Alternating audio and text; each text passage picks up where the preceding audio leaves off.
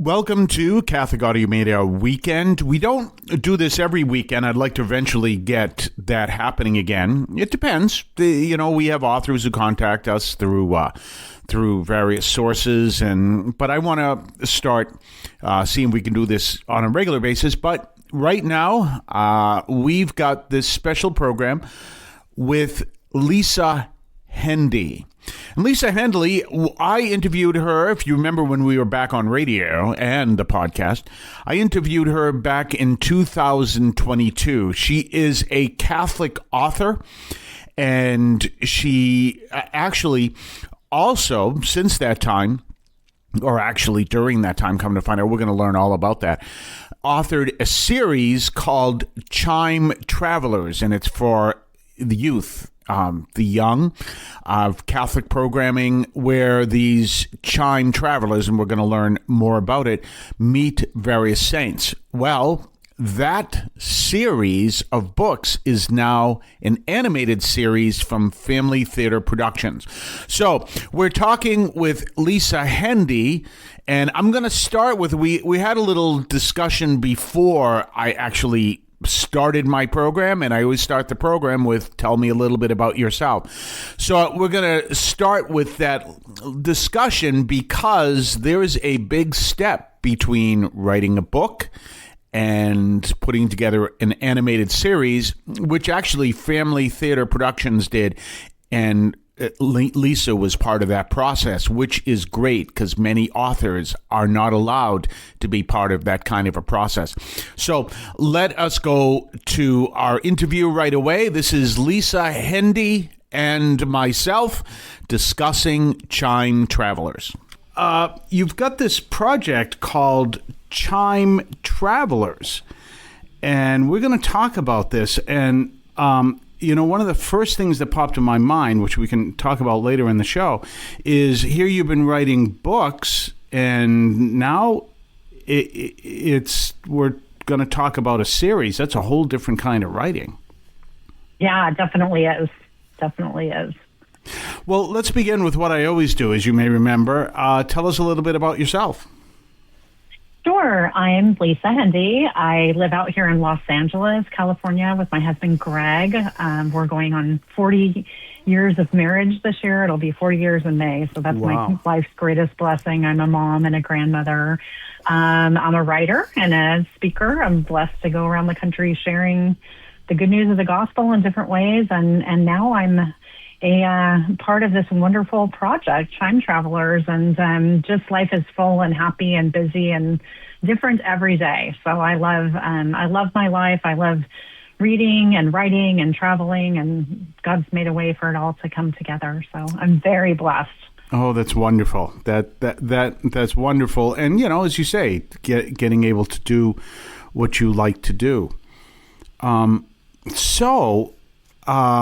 You've done Chime Travelers, which, as I look, is an animated series, but I think it's best if you describe it.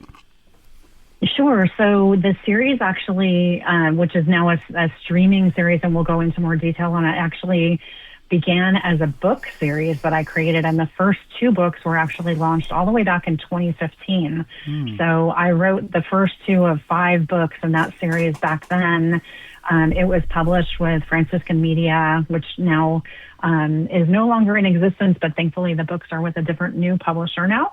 And around 2017, my husband and I had moved from our home in Central California to Los Angeles, and I had a meeting in 2017 with the great folks at Family Theater Productions.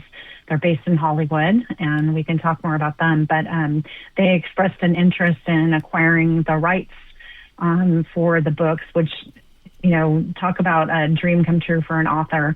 So they acquired those rights, and we spent the last almost a decade working together on pulling together this project, which has resulted in Chime Travelers now being an animated series. It's so exciting. And if I'm not wrong, Family Theater Productions was Father Peyton's group. Exactly. Venerable Patrick Peyton. So he first, did his work on the East Coast, and then eventually recognized the potent power of the media to be used to spread. He had such a love for Our Lady and the Rosary, and so he came out to California initially to use radio, to share a really vibrant radio ministry.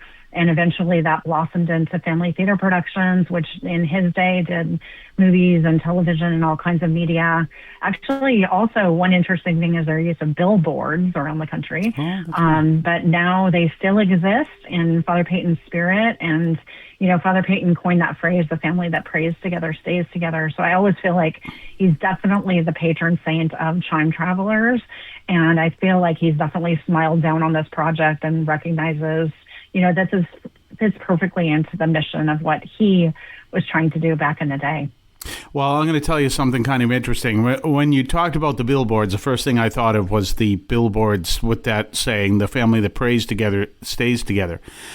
And the center of his whole ministry is probably about 3 miles from me right here. I can even ride a bike to it, which I ride my bike all the time, at Stonehill College, which is located in Easton, Massachusetts, which borders Brockton and where I'm located right now. So, and I have been there a few times because it's also the home of CatholicMom.com, which is my ministry that I founded. So Our Lady and the Holy Spirit keep bringing me back to Father Peyton. Isn't that so? Isn't that wonderful? There's a lot of ties there, but that's a beautiful part of the country, and I love visiting back there. I've had the chance to be there a few times, and it's really just a wonderful place, and it's so much beautiful work being done there.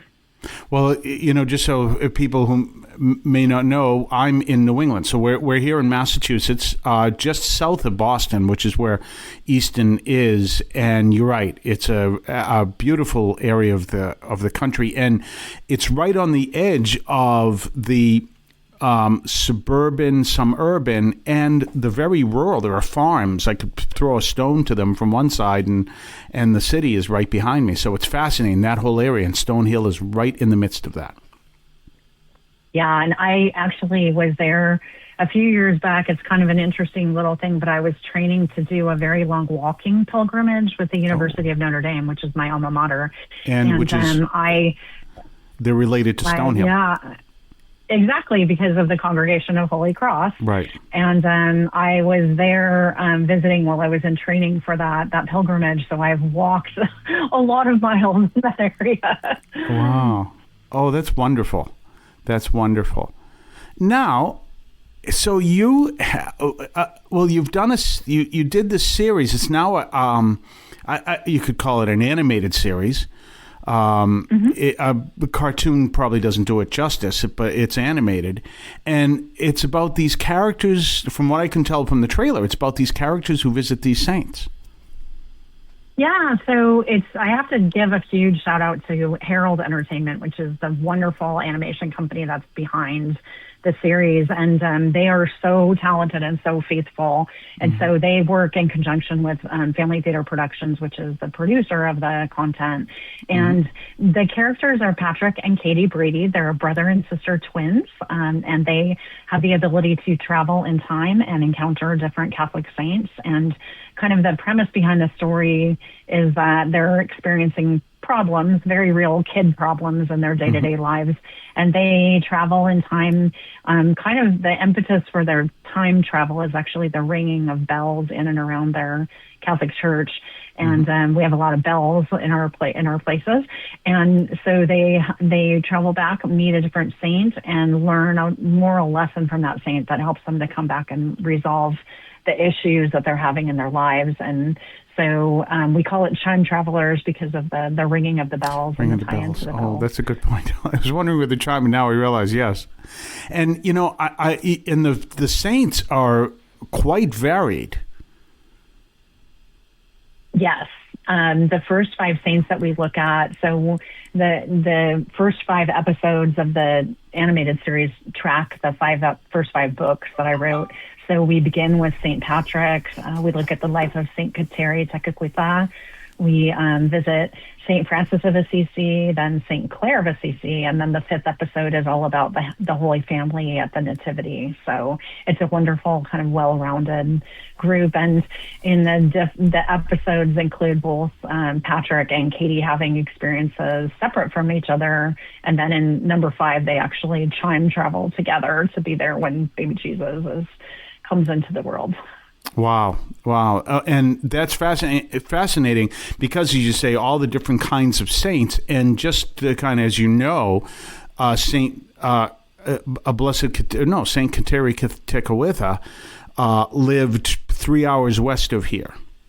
Yes, and I'm so blessed that I got to visit that area, her shrine. The shrine. And go there for a visit. And one of the things that really fascinated me when I was there, and I did that when I was writing, before I wrote her book, was the ability to go down into the woods that she walked in, and to go to the very stream where she would have gone to draw water for her family. And, one thing that we know about her is that she fashions little crosses and put them along the paths that she would walk on every day. And I picked up sticks while I was there and made my own crosses that are still here in my office. So my heart is, I have a deep devotion to her, and I really think she's an amazing saint. So now I'm going to make a connection that won't exactly come together right away, but think this one through. Okay. If you're driving to the Baseball Hall of Fame, you will drive right by the shrine of Blessed Kateri Tekakwitha at the Shrine of the North American Martyrs.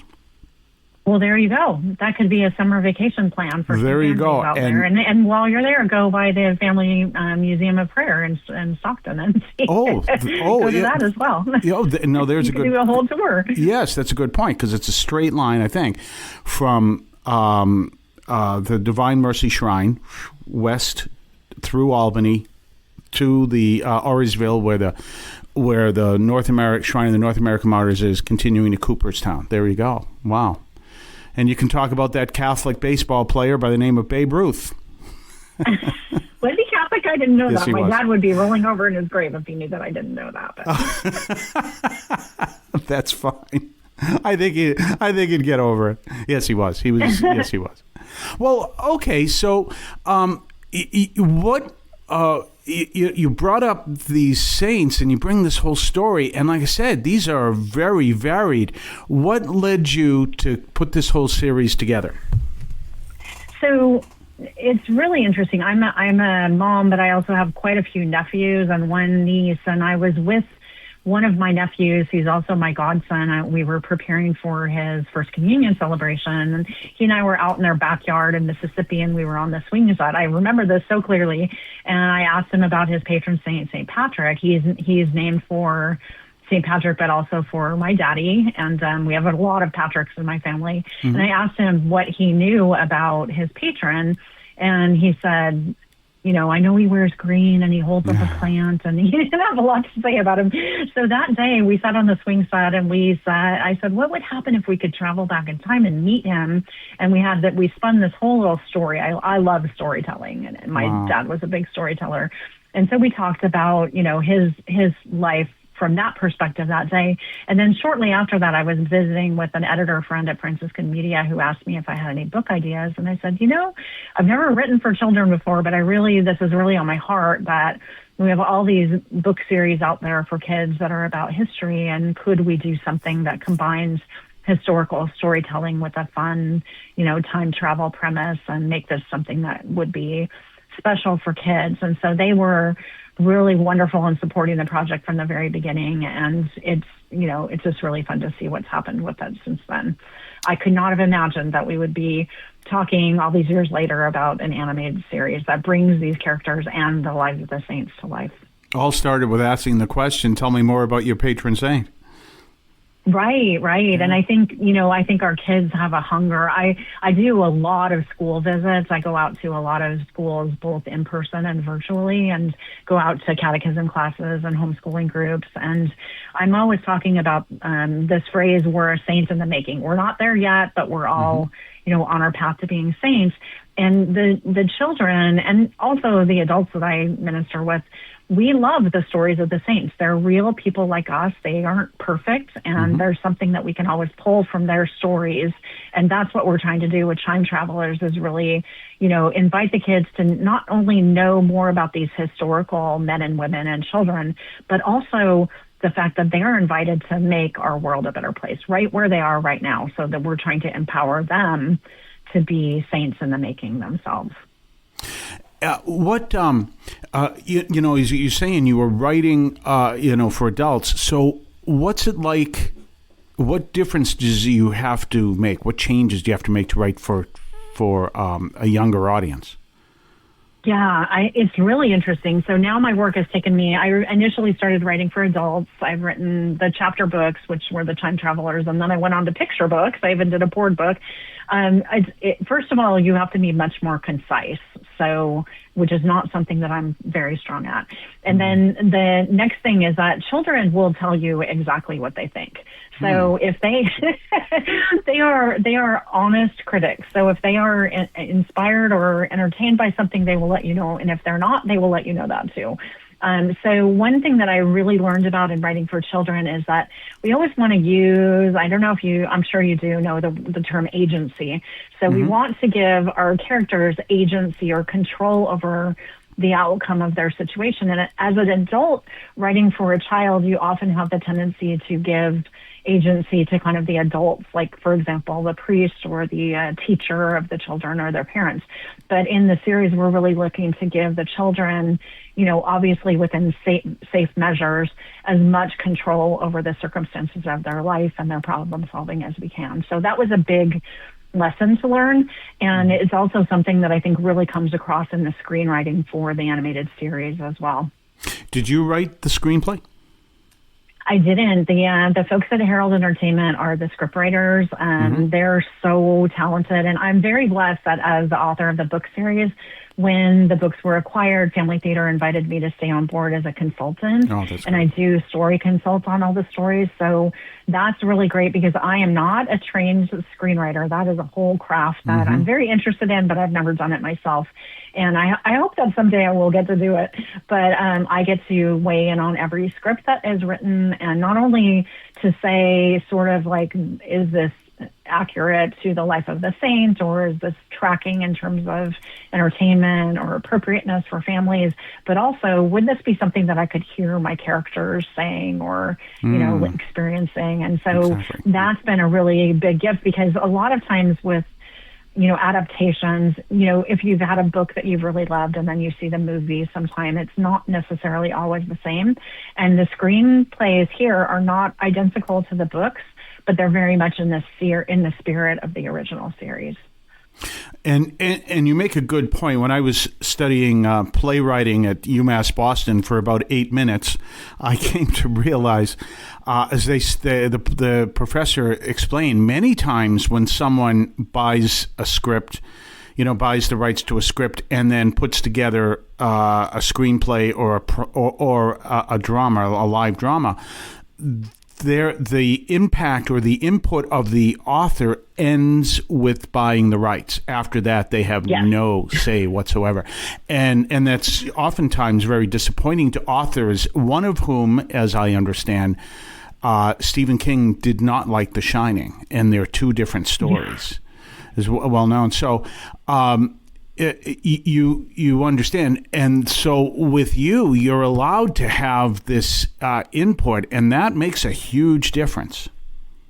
It's been such a gift for me because it wasn't something that needed to be a part of the way that this contract was written up, but I'm so grateful because not only is my tie to this series and, my characters that I created and the universe that I created is really close to my heart, but also, Family Theater Productions was part of, as we talked about before, Holy Cross Family Ministries. And I really feel like, as a Notre Dame grad, as somebody who founded Catholic Mom, that now is a part of Holy Cross Family Ministries, and now with this, that Our Lady just keeps inviting me to be part of Father Peyton's work in my own way. And that is such an amazing gift. So I don't look at that with any sort of, sense that I was entitled to it. I feel like it's just the Holy Spirit saying, here, Lisa, here's a beautiful blessing for you. So I'm very fortunate. That's powerful.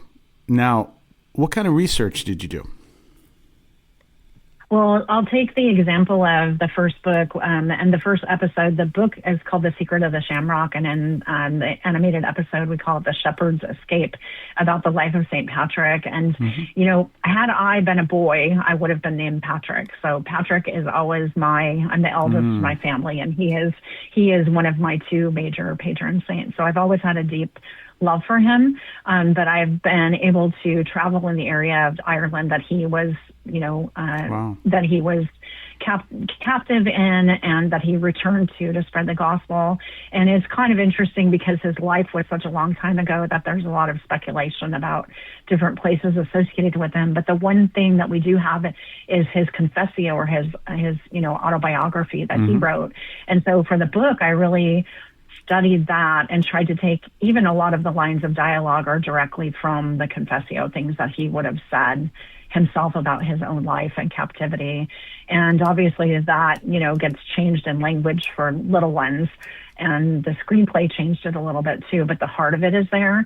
And another thing that's really great about that story is that one of the few relics that we have of St. Patrick is actually his bishop's bell. It's something that you can see in the National Museum in Ireland. And so for me, when I made that discovery, and we're working on Chime Travelers that has all to do with these mystical bells, it's like, okay, that's awesome. Wow. That's a little nod from God. Isn't that great? Always, and there's way more content in any of their lives than you can put into a book or a 23-minute video for children. But it's important to me that we understand, that we're really doing as much as we can to stay true to the life of the saint. Because I don't know about you, but I grew up, like, for example, watching the 10 Commandments every year. Oh, yeah. And kind of my understanding before I really studied scripture was this, what I saw of it in the movie. And so it's important to me that we're giving kids we're obviously taking some license with the inclusion of time traveling into the stories, but that we're giving a real representation of the spirit of the saint. It's really important. Kind of to share something, and hopefully our listeners will appreciate this. If you're going to write a story, going to some place, like, for example, where it takes place is intense. It's extremely important. And it is. Yeah. And you doing that, because now all of a sudden you can picture your characters in those areas. And I'm sure there's parts of Ireland that are the exact same they were, appear, in the hills or whatever, would appear very similar to the way they did in the time of St. Patrick. When I talk with students at schools about writing, and I'm always encouraging them that we're all God's storytellers, no matter if we write or dance or sing or whatever creative measures we take, we're always sharing the good news in our own way. But I tell them that one thing that was important to me was to imagine, for example, when little Patrick finds himself, in the sheep field with St. Patrick before he discovers who he is, and he's awakening to this new place. What are his senses telling him? What is he smelling? What is he seeing? What does the air feel like around him and all that? And so we're certainly being in that place. I'm so blessed that I've been where Kateri walked. I've been to Patrick's areas. I've had the blessing to be in the Holy Land. But the one place that I haven't visited yet is Assisi. And so that's really lacking. And thank goodness for things like YouTube and Google Maps that took me there when I was researching those books, because writing about St. Francis and St. Clare without having ever been to Italy, it was really, I've been to the Vatican, but never to Assisi. So that's on my wish list. Have you been there, Father? Same thing. I've been to the Vatican, but that's the only part. The only part of Europe I've been to is Rome. Other than that is I've been up and down the Americas, but I've never been, except for Rome, east of Cape Cod. It sounds like maybe we need to make a pilgrimage. Yeah, that's a good idea. That's a good idea. Well, I wrote a story a long time ago called The Election, and it takes place in the panhandle of West Virginia. And it's a long story, which I will not tell here, but I was in a rented car and it broke down, and long story short, I ended up there. And I stood in this town, and I write kind of Twilight Zone type things. And the minute I was in that town, I said, I have to write something here. Not literally writing it there, but the town just hit me so hard. Actually, it was a county seat. And I did. I wrote what is known as the election. And that exact feeling you have, you're there, and all of a sudden the story comes together. That's an amazing thing, isn't it? And I think that sense, and whether you're writing something that's overtly religious or whatever, I think we're tempered by our faith that comes into whatever we create. But I see the world through the prism of a storyteller, and I think that's a gift that was passed along to me by my father. But I think that, you know, it's one of the things that I'm trying to instill when I visit children and talk about literacy and writing, is that, you know, when you're a storyteller, and it doesn't matter if you're writing a book or creating a video game or whatever, you see the world with curious eyes, and you're always looking for things that make that place unique and special. And for us as Catholics and Christians, we can say, you know, that we recognize the sacred in those places, and that there's something unique and special, you know, that we're trying to capture to share with other people. And so I think that's a great way of seeing the world. And that's why I've always got a journal tucked away in every bag that I own in every room of my house, because God keeps sending story ideas. It sounds like you're that way too. Well, I wish I was as good at journaling as other people are, but I love writing. I'm writing, you know, when I can. I recently, well, about a year ago, actually had a job change where I am now a hospital chaplain, and so my time is more limited than it was when I was a parish priest. But I absolutely love that, and there is something, even though I don't write about it for confidentiality reasons, but there is a story, stories every day when you're doing hospital ministry. Oh, absolutely. That is really actually such beautiful work. Unfortunately, both of my parents passed away sort of prematurely due to neurological things. They were both only 81 when they died, and we had hospice and a lot of caregiving support around us. But those hospice chaplains were so integral to, you know, our families both coping with what we were dealing with in terms of the hardship of that, and also with the grieving process afterwards. So that's beautiful work that you're doing. Oh, thank Not you. easy. No.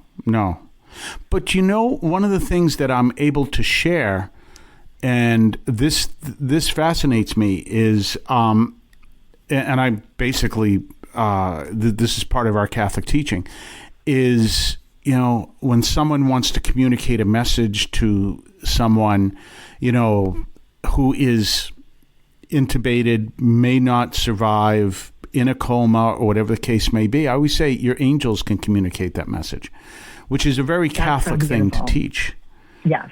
And and people like to hear that. They, you know, they say it's too late. And no, it's never too late. Your angels can communicate that message. And that's so heartening. Yeah, it changes people's whole thoughts. Oh, wow. The whole bit. So, and that's so, that's part of that whole thing of bringing our faith into it, which is what you're doing, teaching through the eyes of children, in a sense, bringing these saints to life. So you've done Kateri Ticker with St. Patrick, St. Francis. Is there a fourth one, you said? Fourth and fifth? Claire. Claire Visisi. And then our fifth episode is about Christmas, and it's about the Nativity. So both of the twins time travel and find themselves encountering Mary and Joseph on the road to Bethlehem. And they're there, you know, as the scenes of the Nativity unfold. And it's just, that story is really an interesting one because it's tie into welcoming a new family into their parish who's a refugee family. And so we have, you know, them experiencing this family that's calm, and, you know, they're sort of not really perhaps as welcoming as they should be to the children in that family. And then once they experience Mary and Joseph and what Mary and Joseph experienced in their own, you know, life of leading up to the moment of Christ's birth, and being travelers and being in a strange place, and they come back from that Chime travel mission changed, and they're ready to welcome that refugee family with open arms. Oh, so, isn't that something? That's probably, and of course, being in Los Angeles and in California anyway, because you get, just like here on the East Coast, we have people coming in on the East Coast, people coming to the West Coast, and of course, the issues going on in the country right now about immigration and people not knowing how to deal with that and that issue coming up. Yeah, and I never want to be political in my work. It's not what, God has me doing. But certainly I want to share the good news of the gospel. And so I think that it's really so wonderful to look at the lives of the saints, and in this case, a gospel story, and to see, what is it that Jesus is continually telling us in the gospel message. And I certainly, have a heart for that, and I feel blessed that I live in a community where we are welcoming new people all the time, and that's been just a blessing. One really big example of it for me is my childhood parish, which is in Orange County, California. Mm-hmm. My childhood pastor was an immigrant from Ireland. He came over in the 1940s, Monsignor Michael Collins. And in the 70s, we had a large wave of families come from Vietnam following the crisis in Vietnam. They were refugees that settled in Camp Pendleton, and Father Collins went to Camp Pendleton and helped sponsor out the first families to come out of the refugee camp. Back then, they couldn't come out of the camp until they had a family that would sponsor them, that they could live with. And so many of those families were sponsored into my parish. And now if you look at that particular part of Orange County, Westminster, it is almost entirely, it's known as Little Saigon. And those families came in and made homes and businesses and made that place so wonderful. And that parish that I grew up in now has multiple Vietnamese masses every weekend. You can't get a seat in the parish. I'm positive that Monsignor Collins is looking down from heaven with a huge smile on his face. But that was part of my upbringing as a child, and it certainly imprinted on me that, part of what we are as church is not just some place that we go on Sunday, but we're a family to one another. And that's what we're trying to create in the Chime Travelers universe, that these kids, it's not just that they go to Mass every Sunday, this is their faith home. And you kind of bring up something else in light of that, because, as you say, you have the Vietnamese families there, and they believe, obviously, the same thing as every other Catholic believes, and they can express it as we express it in ways that through the visual, we all know what's going on, and we share that with each other, even though you may be dealing with people who don't speak the same language.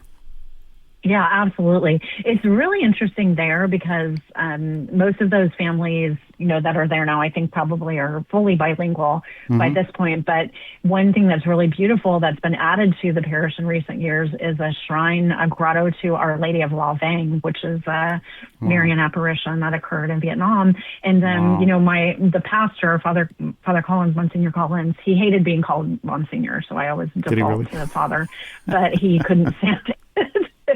But he had a really huge devotion to Our Lady. He used to, I think he was a contemporary of Father Peyton, and being from Ireland as well. And so we always grew up saying a family rosary. But Father Collins had this beautiful devotion to Our Lady, and now there's in this parish that he founded, and he seeded that parish. He went around and knocked on doors and invited families to come and to build the first church. Now that there's this beautiful testament to Our Lady and her apparition in Vietnam, I know that, like I said, the Holy Spirit is always working in all things, and it's just beautiful.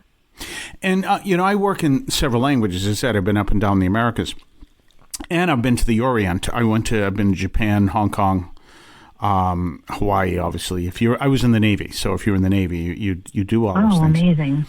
And so, it's fascinating that, again, you have those different cultures that have these things to share that are so fascinating.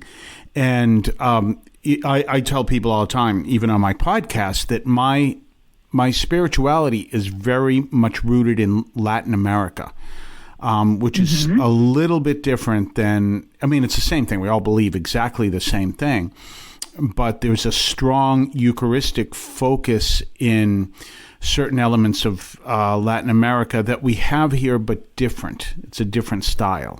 As a matter of fact, I don't know if you've ever seen this, but among especially Hispanic, Spanish-speaking Latinos, they have a procession of the Eucharist, they may reach out to touch the monstrance because it's their idea of, well, if this is who Jesus is, I would want to reach out and touch him, which in the community from the U.S. is something we have we don't do that. So it's fascinating to see these two totally different aspects of the same devotion. Yeah, and that's one of the things I think we're trying to kind of capture with the animated series, and especially for families, is some of the, traditions, things that kids see at a parish. We're trying to make this sort of an organic learning opportunity for families about not only that period in time, but also contemporary church things and, why we do what we do. So it's been really fun to see the first 5 episodes roll out and to see the reaction to them. And then to see sort of like what I know is coming next, which is really exciting. I can't say a lot about it yet. That's true. But, to know that that's going to be part of what we're doing as a project. And we've got not only the animated series and the books, but we've got a great website that's chock full of resources for families and teachers that can come and download all kinds of things, and that's a great gift too. Now, where can you access this series? So right now we are streaming on the Formed and Hallow platform. So Formed is through the Augustine Institute. A lot of people have access to that through their parish communities. Right. So if you don't know if you have it, ask your pastor, because it's likely that you have Formed, and you just need a little code from your pastor. And then Hallow, the Hallow app, which everyone has heard of these days, is such a powerful ministry, and we're there as well. And you can always get a free trial for that if you don't already have it, and check us out there. And then eventually we'll be selling DVDs as well, but those are the 2 places now. And to find those links, you can just go to chimetravelers.org, and that's kind of the home base that'll take you to either platform and to all the resources that we have too. So we want to put that out again, chimetravelers.org, and checking out on Hallow and on Formed, which I saw the trailer is available on both. So, and that's wonderful. So that means you can watch this on your phone. You can, I have, of course, I have a phone. I have a smartphone, but I have Amazon Prime. I don't know if it would be I'll have to check to see if they have that those apps for Amazon on the Amazon Fire Stick. I also have Roku too. Yeah, so I can check that would be interesting to know. But you can definitely, whatever device you're using, you can also mirror, and it's really interesting. Now, the way that families consume media, it's not, at 7:00 a program is on and we sit down and watch it. Right. You can watch it when you want and, as often as you want and all that. And it's really just so wonderful. I've been doing quite a lot of school visits lately, and these are being shown in a lot of classrooms. And it's so fun to visit, a classroom, either virtually or in person, after the kids have watched it, and just feel their questions and see their energy around the series and understand how well we are connecting with what desire they have for something that's fun and uplifting and educational and faithful. One of the great things about animation, and I learned this a long time ago from an animated series we saw when I was in Ecuador, is you can change the language and everything is still the same. Which you can do with film, but then you can kind of tell the dubbing doesn't work exactly, just like the old Japanese Godzilla movies. But animation, that effect goes away because. So, do you plan to do it in another language? Yeah, they're already available in English and Spanish. And so hopefully we'll be having other languages coming too. And I just want to give a huge shout out to Ann Yancey, who's our producer from Family Theater Productions, who's, partnered with Herald Entertainment and is making things like that available. But one other kind of special thing about it is that a lot of the voice talent from the different episodes when we have, for example, Italian characters, those are voiced by people from Italy. Wow. And so the accents are sort of real, and that's a great thing. And so it's just really, I get a kick out of hearing our characters talk and, seeing all the sound effects and just the music and everything that makes an animated series so special. But both the bilingual nature and also just the attention to details like that is really special. Now, it just so happens, and my listeners know this, I'm connected to one of the largest Catholic TV networks in the world, and most people here in the U.S. have never heard of it because it's only in Portuguese. And that is Canção Nova in Brazil. So I'm definitely going to let them know about this project, and who knows, they may contact Family Theaters and see if they can help put it together in Brazil. Yeah, please do. That would be amazing. And I know for Catholic Mom that we've always had a huge following, both in Brazil and in Portugal. So that would be an amazing resource to have it in Portuguese would be so cool. That's wonderful. Well, again, that is our interview with Lisa Hendey. She is the author of a series of books for youth called Chime Travelers. And we just heard all about it from Family Theater Productions. And that's a part of Holy Family Ministries, which was put together by Father Peyton. Father Peyton is deceased now, but he was I think there's also a cause for his canonization. He was a Holy Cross Father. And when you think of Holy Cross Fathers, many times people will think right away, oh, of course, Notre Dame. But I am I can tell you, I'm on the other side of the city of Brockton, Massachusetts, from Stonehill College, which is also Holy Cross Fathers. CSC is their initials, and they're actually in the town of Easton, right on the border. This is kind of interesting in the fact that they're right on the border between Brockton and also Easton, Massachusetts. And they were also on the border between the Archdiocese of Boston and the Diocese of Fall River. So they are actually in the Diocese of Fall River, even though I could stand right on the line for the Diocese of Boston and fall into the Archdiocese of Boston, fall into the Diocese of Fall River if I was over there by Stonehill College. So that's where that everything of Family Theater Productions is based, right over here at Holy Family Ministries. In any case, we're going to be back on Monday, and we're obviously continuing with the Acts of the Apostles. On Monday, we're going to hear about the great dispute that led to the very first council, the Council of Jerusalem. So we're going to hear about that on Monday. We're going to be in the 11th chapter of Acts. In the meantime, have yourself a blessed weekend. Tomorrow is Good Shepherd Sunday. It is the Sunday that many priests wear rose. Keep in mind that the reason why they wear rose and not pink is Jesus rose from the dead. He didn't pink from the dead. Keep that in mind. So the proper color is rose. And anyway, that's tomorrow. See you on Monday. Yeah, you know the real is back. Father Carr Chaplain from the city of champions, dropping daily reflections coming straight from the field. The raw truth revealed for the strong-willed. It's the Greatest Act of Defiance podcast with your host Father Carr, a message built to last. The Greatest Act of Defiance podcast. That's right, the Greatest Act of Defiance. Word up. Word up. Word up.